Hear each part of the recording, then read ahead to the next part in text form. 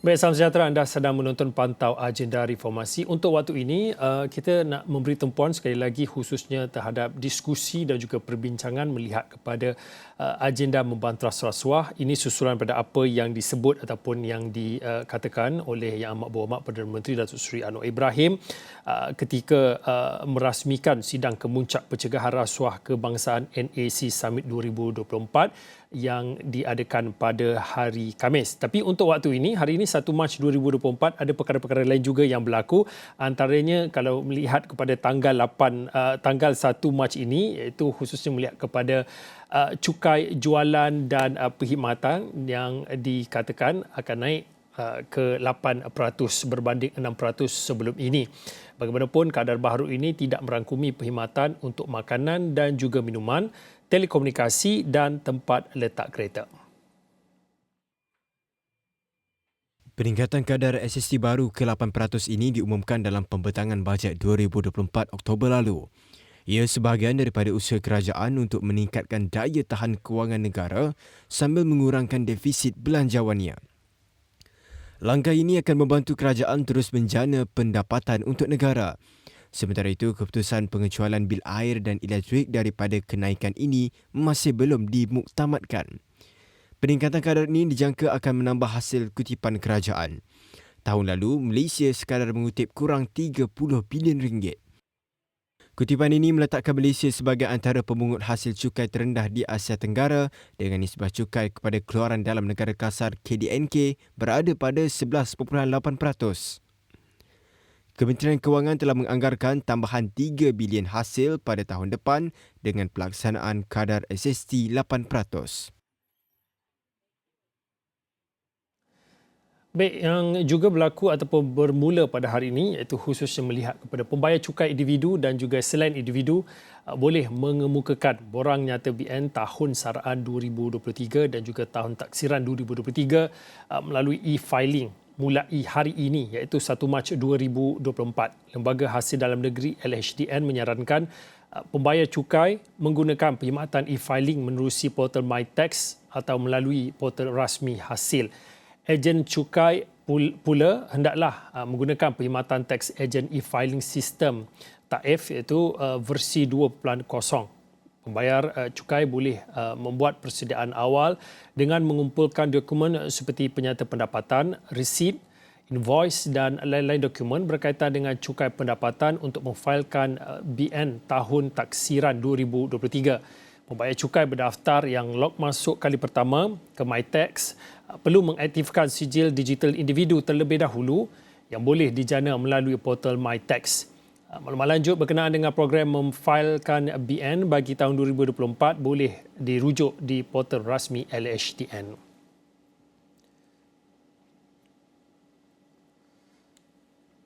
Juga berkaitan dengan cukai, kalau boleh saya nak bawakan satu lagi perkara ataupun peringatan daripada Perdana Menteri sendiri, khususnya di platform astroaudi.com. Saya tunjukkan kalau tak bayar cukai, geledah dan juga ambil tindakan.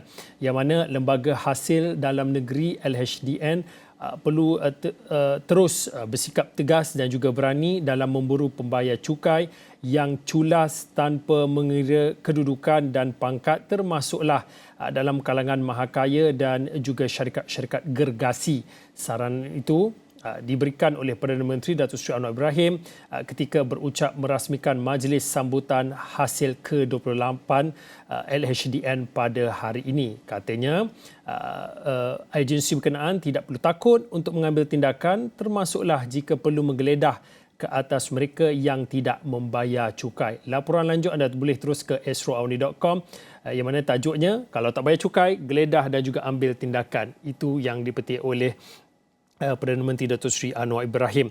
Dan seperti yang saya katakan, selain daripada kita melihat kepada SST dan juga e-filing, perkara yang penting juga untuk kita bawakan pada waktu ini untuk melihat kepada apa yang disebutkan oleh Perdana Menteri Datuk Seri Anwar Ibrahim semalam, yang mana menyarankan agar acara melibatkan kepentingan menangani rasuah perlu diperluaskan ke seluruh negara bagi memberi pendidikan kepada masyarakat. Jelas Perdana Menteri, rasuah dalam negara pada ketika ini berada pada tahap sistemik sehingga mengakibatkan negara kerugian puluhan bilion ringgit. dan saya telah beritahu kepada Saudara Azam Baki, sepatutnya gerakan ini menjalar ke seluruh negara. Biar negara ini digegarkan dengan kebencian terhadap rasuah dan salah guna kuasa. Sudah lihat umpamanya gerakan ini nampak memuncak atas ketegasan, ketangkasan dan keberanian keluarga SPRM. Mana kefahaman dan rasuah itu sangat mendatar dan dangkal. Dia lupa bahawa puluh bilion ini sampai kepada 4,000 orang itu sepatutnya hak mereka. Itu disconnect ini kena diberi faham. Tan Sri Azam, kalau ceramah, kalau di negeri, kalau kita bagi tahu tu konsep-konsep, dia tak dapat tangkap. Tapi kena bagi tahu berapa hilang 2 bilion. Sepatutnya sampai ke mana? Allowance penjawat awam. Baru dia faham. Baik, untuk waktu ini, kembali saya nak terus bersama dengan Syazwan Zainal. Syazwan Zainal adalah penolong pengurus penyelidikan daripada Ideas Malaysia. Assalamualaikum Syazwan. Waalaikumsalam warahmatullahi. Syazwan, kalau boleh pada waktu ini boleh dikongsikan sebagai pendahuluan untuk melihat kepada apa yang disebutkan. Itu adalah sedikit daripada ucapan Yang Berhormat Perdana Menteri dalam sidang kemuncak semalam. Tapi secara keseluruhannya, kalau kita melihat setiap event, setiap acara dan setiap, boleh kata hampir setiap ucapan Perdana Menteri apabila berada tampil di khalayak ramai menyebutkan tentang pentingnya komitmen dan juga usaha kerajaan untuk membantas rasuah. Mungkin sebagai pendahuluan untuk waktu ini, di mana kalau Ideas Malaysia sendiri melihat kepada komitmen dan juga iltizam kerajaan di bawah kepimpinan PMX ini untuk mengotakkan janjinya untuk membantas rasuah. Syazwan. Okay. Assalamualaikum dan terima kasih kerana menjemput saya. Bagi saya, satu bagi Ideas ya, yang paling penting ialah reformasi institusi. Dan pada pandangan kami, tahap komitmen kerajaan pada saat ini agak kurang jelas dan bercampur bau. Kita lihat aspek positif dahulu, apa yang telah kerajaan Madani berjaya capai. Kita lihat contohnya Akta Kewangan Awam dan juga tanggungjawab fiskal. Itu telah berjaya diluluskan. Akta Pemasaran Hukuman Mati Mandatori dan sebagainya. Satu lagi, kita lihat pemerkasaan parlimen juga semakin kukuh di dalam kerajaan Madani. Sebagai contoh, jawatan kuasa pilihan khas parlimen, ada 10 jawatan kuasa yang telah ditubuhkan, dan kita lihat peranan jawatan kuasa pilihan khas parlimen ini semakin aktif dalam parlimen untuk menjadi sebagai satu sembaimbang kepada cabang eksekutif. Itu bagi saya perkembangan yang sangat positif lah. Dari aspek retorik pula, Datuk Seri Anwar Ibrahim juga saya lihat agak dekat dengan CSO. Sebagai contoh, beliau telah berjumpa dengan Bersih 28 Februari yang lalu, dan beliau juga telah menyatakan bahawa kerajaan Madani terbuka dengan cadangan reformasi institusi yang dicadangkan oleh CSO. Dari aspek kurang jelas pula, kita lihat ada banyak reformasi institusi yang kita rasa agak perlahan. Sebagai contoh, mengasingkan peranan peguam negara dan juga pendakwa raya sekarang ini di bawah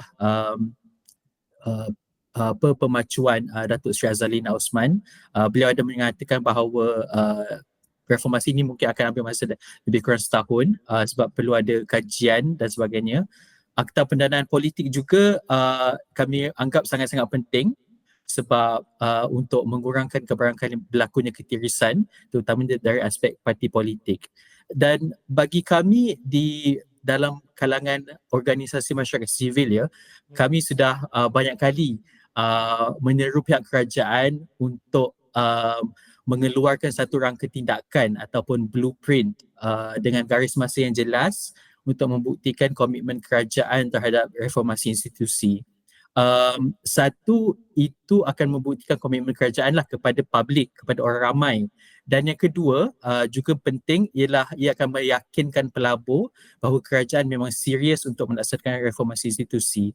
Jadi seperti apa yang kita boleh lihat dalam skrin sekarang, Ideas dengan kerjasama rakan CSO dan ahli-ahli parlimen, kita ada menghasilkan satu rangka tindakan atau blueprint reformasi institusi. Ini adalah reformasi yang kami anggap sebagai kritikal dan penting dan mempunyai kebarangkalian yang tinggi untuk dilaksanakan. Antaranya Akta Pendanaan Politik, mengawal selia peruntukan pembangunan kawasan, Akta Perkhidmatan Parlimen dan juga pengasingan peranan peguam negara dan juga pendakwa raya. Kami sedar Datuk Seri Anwar Ibrahim banyak kali cakap reformasi institusi ini mengambil masa yang lama. Kami sedar tu, tapi Datuk Seri Anwar Ibrahim juga perlu reassure public dan juga CSO bahawa beliau serius, dan saya rasa antara cara yang paling baik ialah dengan mengeluarkan satu rangka tindakan yang jelas dengan garis masa yang jelas supaya pelapor dan orang ramai tahu, okey, Kerajaan Madani ini memang serius dia nak buat reformasi institusi dan bukan setakat cakap atas angin sahaja. Syazwan, kalau saya merujuk kepada blueprint ataupun rangka tindakan daripada IDES Malaysia sendiri untuk melihat kepada reformasi institusi yang disebutkan, ada 4 secara keseluruhannya, ya. Independent and strong parliament, electoral and political system, independent and strong institutions dan juga government oversight and transparency.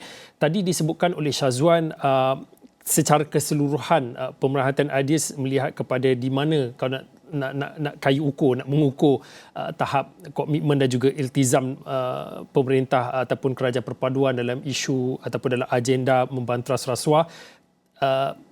Syazwan mengatakan masih lagi kabur-kabur, ada yang positif, masih ada juga yang dikatakan agak retorik. Mungkin pada waktu ini boleh juga dikongsikan apa sebenarnya cabaran dan juga halangan yang mengikat perjalanan ataupun timeline garis masa agenda reformasi institusi ini dijalankan dengan seperti apa yang diharapkan, Syazwan? Bagi kami sepanjang pengalaman bekerja dengan macam-macam pihak berkepentingan lah, ya, antara cabarannya ialah mungkin ada beberapa orang kata partis yang ada pandangan berbeza mengenai beberapa reformasi institusi, ya. Sebagai contoh Akta Pendanaan Politik, mungkin ada sesuatu Akta Pendanaan Politik ini maksudnya kita mahukan ada ketelusan dan juga transparansi bila mana parti-parti politik menerima donation, kan. Itu satu. Yang kedua, kita juga memperjuangkan pembiayaan awam yang mana sebahagian kecil daripada bajet kerajaan diberikan kepada parti politik dengan ada keperluan pelaporan supaya parti politik kurang bergantung kepada donation. Okey. Tapi kalau kita letak keperluan pelaporan, maksudnya parti politik wajib memberi laporan kepada publik bahawa sekian-sekian bisnes, sekian-sekian syarikat dan sekian-sekian orang kaya memberi donation kepada parti politik. Mereka takut bahawa ini akan orang kata menutup periuk nasib mereka lah, lebih kurang, kan. Tapi itu antara orang kata cabaran lah. Maksudnya mereka sudah terbiasa dengan orang kata the practice right now, dan sebab tu kita perlu bagi kesedaran kepada bukan sahaja ahli politik tapi juga orang ramai untuk menyokong perubahan reformasi ini supaya peraturan yang ada di Malaysia ini sama rata. Semua orang akan membuat pelaporan yang sama, semua orang akan mengikut undang-undang yang sama supaya it will level the playing field, right? So itulah kalau nak kata cabaran, basically ada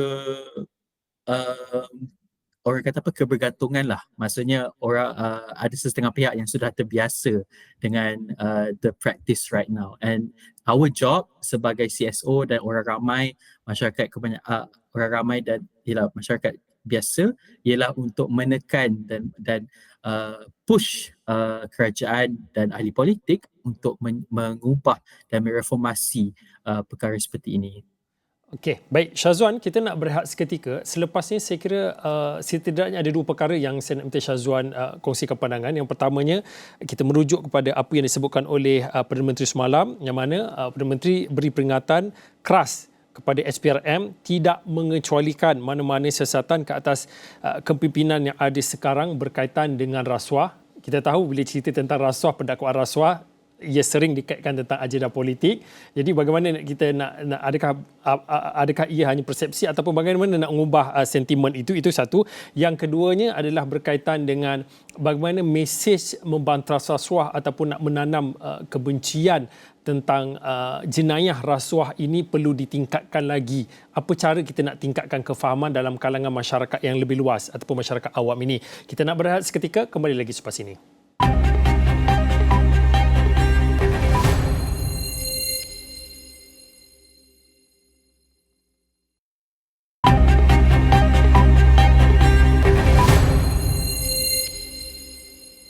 Baik, kembali dalam pantau agenda reformasi, kami masih lagi meneruskan diskusi dan juga tumpuan khususnya terkait tentang membantah rasuah berkaitan dengan isu salah guna kuasa dan juga agenda reformasi institusi. Ini terkait tentang apa yang dinyatakan dalam ucapan Yang Amat Berhormat Perdana Menteri Datuk Seri Anwar Ibrahim dalam sidang kemuncak pencegahan rasuah kebangsaan 2024 pada hari Khamis, dan antara intipati, kalau boleh saya beri highlight sedikit. Yang pertamanya, PM memberi jaminan anggota kabinet yang didapati terlibat dalam salah guna kuasa ataupun yang terlibat dalam rasuah perlu meletakkan jawatan ataupun wajib digugurkan daripada jawatan mereka. Itu yang pertama. Highlight yang kedua ataupun tumpuan yang kedua melihat kepada SPRM tidak perlu merujuk kepada Perdana Menteri jika ada laporan ataupun dakwaan rasuah atau salah guna kuasa membabitkan kabinetnya. Yang ketiga, seperti yang sebelum berehat tadi saya ada tease sedikit, iaitu PM beri peringatan keras kepada SPRM untuk tidak mengecualikan mana-mana pihak ataupun kepimpinan yang ada pada ketika ini berkaitan dengan isu rasuah dan juga berkaitan dengan semua orang ataupun rakyat perlu sedar dan juga beri dokongan yang penuh kepada SPRM dan juga kerajaan dalam usaha untuk melawan rasuah. Pada ketika ini saya masih lagi bersama dengan Syazwan Zainal. Syazwan Zainal adalah penolong pengurus penyelidikan Ideas Malaysia. Syazwan, mungkin pada waktu ini saya kira apabila kita bercakap dalam konteks politik semasa, isu rasuah antara yang paling dekat ataupun pendakwaan rasuah ini sering dikaitkan dengan agenda politik pihak-pihak tertentu. Bagaimana Syazwan melihat kepada perkara ini? Bagaimana nak membentulkan sentimen? Kerana rasuah ini tidak kira mana-mana parti, kan? Jadi Syazwan, sedikit pandangan daripada Ideas secara keseluruhan. Baiklah. Datuk Seri Anwar Ibrahim ada cakap tadi pasal satu, beliau bagi amaran bahawa SPRM tidak perlu merujuk kepada Perdana Menteri jika SPRM mahu melaksanakan sebarang pendakwaan, dan Perdana Menteri juga ada menyatakan bahawa pendakwaan itu harus sama rata, maksudnya tiada selective prosecution, maksudnya kalau orang yang berkuasa mungkin tidak diprosecute dan sebagainya. Itu retorik Datuk Seri Anwar memang bagus, itu kita respect, kita hormati. Tapi bagi Ideas, apa-apa pun yang kita dengar retorik, yang paling penting ialah kita kena kembali kepada peraturan dan reformasi institusi itu sendiri. Sama ada reformasi itu dijalankan dengan betul ataupun tidak. Mungkin apa yang Datuk Seri Anwar cakap itu betul, tapi persepsi orang ramai bahawa berlakunya ketidakadilan itu masih ada. Kenapa? Sebab pemimpin BN yang kini menjadi sebahagian daripada kerajaan madani seolah-olah dilepaskan, manakala kes-kes yang melibatkan pihak pembangkang nampak gayanya terus berjalan seperti biasa. Macam contoh, Datuk Seri Zahid Hamidi dilepaskan tanpa dibebaskan atau mendapat DNAA. Hukuman Datuk Seri Najib pula dikurangkan. Mungkin dua contoh kes tersebut ada sebab undang-undang yang kukuh.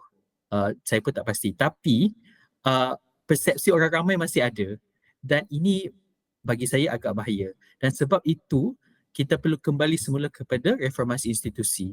Sebab itu kerajaan madani perlu segerakan reformasi institusi seperti yang berkaitan dengan memerdekakan SPRM. sebab itu kerajaan madani perlu segerakan reformasi institusi berkaitan pengasingan peguam negara daripada pendakwa raya. Sebab bila kita ada reformasi institusi dan undang-undang yang memastikan bahawa Perdana Menteri dan cabang eksekutif tidak boleh mempengaruhi badan pelaksana atau enforcement agency, maka sebab daripada situlah akan munculnya keyakinan orang ramai. Cuma sekarang ni mungkin Datuk Seri Anwar Ibrahim cakap benda yang betul, cakap benda yang baik, tapi masalahnya sekarang ni undang-undang sekarang Perdana Menteri memang ada kuasa yang sangat besar berkaitan dengan SPRM. Perdana Menteri ada kuasa sangat besar berkaitan dengan pendakwa raya, sebab pejabat pendakwa raya di bawah peguam negara dan peguam negara pula sebahagian daripada kabinet Perdana Menteri. Dan the optics is not good for the government bila berlaku seperti ini. So, sebab itu kita perlu kembali kepada reformasi institusi.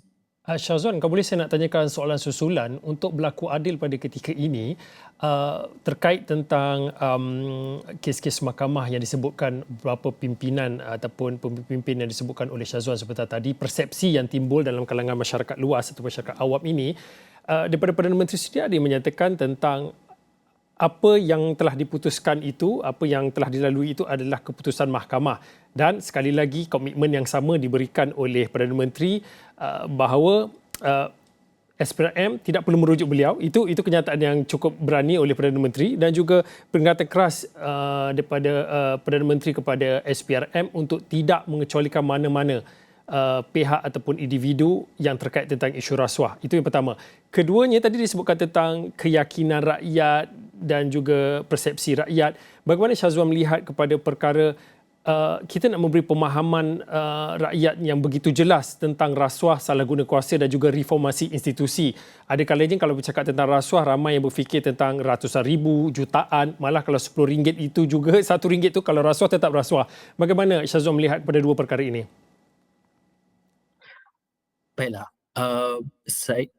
satu perkara yang bagi saya sangat penting berkaitan dengan mewujudkan suatu suasana yang mana rasuah itu dianggap dilihat dengan penuh jijik seperti apa yang kita lihat dalam klip Datuk Seri Anwar Ibrahim tadi kan. Bagi saya itu satu perkara yang sangat penting, dan itu perlu dibina dan dipupuk daripada kecil lagi kan.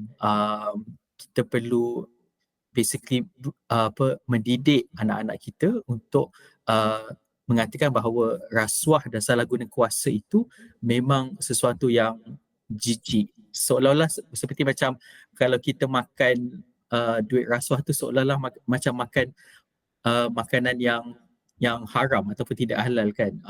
Kalau ada seorang Muslim kan, perlu kita buat gambaran seperti itu. Dan saya rasa Transparency International ada